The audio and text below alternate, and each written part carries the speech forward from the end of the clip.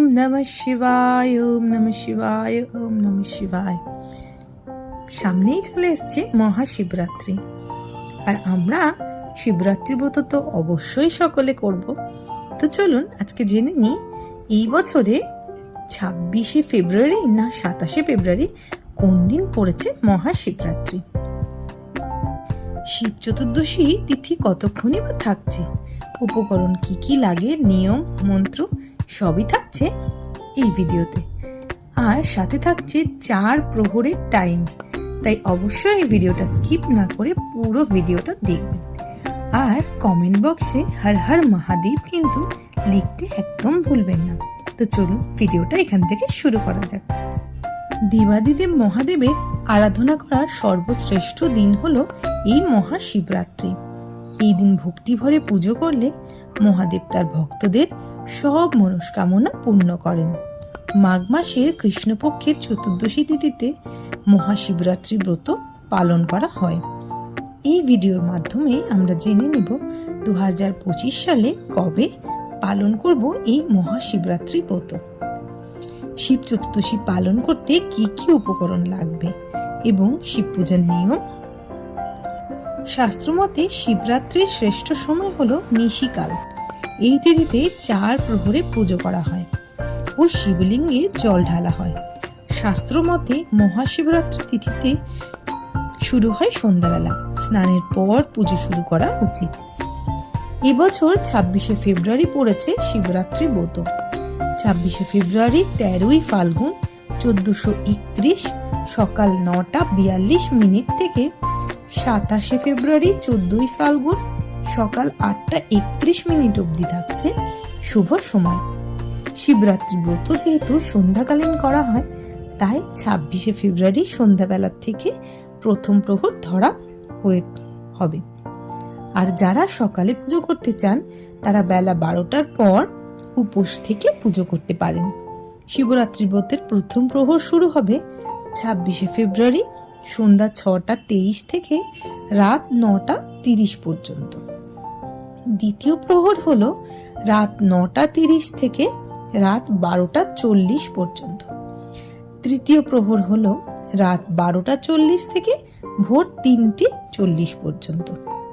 আর সর্বশেষ অর্থাৎ চতুর্থ প্রহর হলো রাত 3:40 থেকে বৃহস্পতিবার 27শে ফেব্রুয়ারি সকাল 6:56 পর্যন্ত।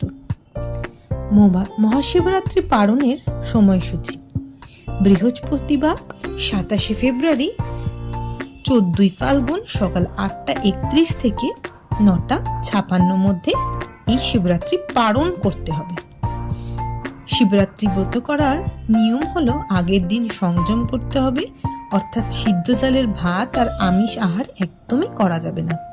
আতপ চালের এক সিদ্ধ ভাত অর্থাৎ আতপ চালের মধ্যে বিভিন্ন সবজি দিয়ে আপনি সেটা ঘি দিয়ে খেতে পারেন। আর পরের দিন অর্থাৎ শিবরাত্রির দিন নির্জলা উপবাস থাকতে হবে। কিন্তু যারা নির্জলা উপবাস করতে পারেন না তারা ডাবের জল অথবা ফলমূল না হলে সাবু খেতেও পারেন। উপবাস শেষে ব্রাহ্মণ ভোজন করিয়ে উপবাস ছাড়তে হবে। এখন বলি পূজার সামগ্রী। মন থেকে ভক্তি ভরে মহাদেবকে স্নান করালেই মহাদেব তুষ্ট হন। কিন্তু প্রত্যেকটা পুজোয় তো কিছু কিছু নিয়ম আছে, সেটা আমরা পালন করি, সেটা মানুষের থেকেই সৃষ্টি। তাই চলুন জেনে নিই শিবরাত্রি ব্রত করতে গেলে কি কি লাগে।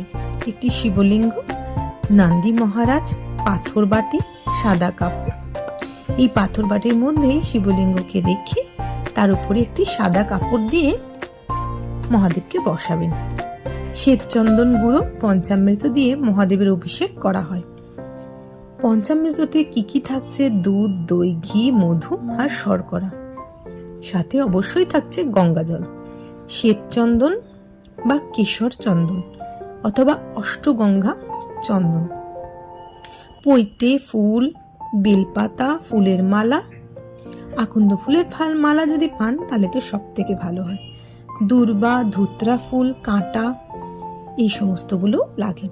সিদ্ধি, আতপ চাল, দক্ষিণা এগুলো সাথে রাখবেন। সেই দিন মহাদেবকে অর্পণ করা হয় এই সমস্ত জিনিস। আর ধূপধুনা প্রদীপ এগুলো তো পূজার অন্যতম সামগ্রী। তো এই 4 প্রহর শিবের মাথায় একবার গঙ্গার জল, একবার দুধ, দই সহযোগে আপনারা ঢালতে পারেন। শিবরাত্রি করার মন্ত্র: প্রথমে নমঃ শিবায়, ওম নমঃ শিবায়, ওম নমঃ শিবায় 3 বার বলে তারপরে বলুন নমঃ শিবায় শান্তায় করণত্রম্বকে হেতবে নিবেদয়ামি চ আত্মন তম গতি পরমেশ্বর মহাদেব। এই বলে 3 বার করে জল ঢালুন। 4 প্রহর জল ঢালা হয়ে গেলে আপনি ব্রত সমাপ্ত করতে পারেন। চলুন আজকের ভিডিওটি এখানেই শেষ করি। মহাদেব সকলকে ভালো রাখুন আর আপনাদের সবার মনস্কামনা পূর্ণ হোক। হর হর মহাদেব।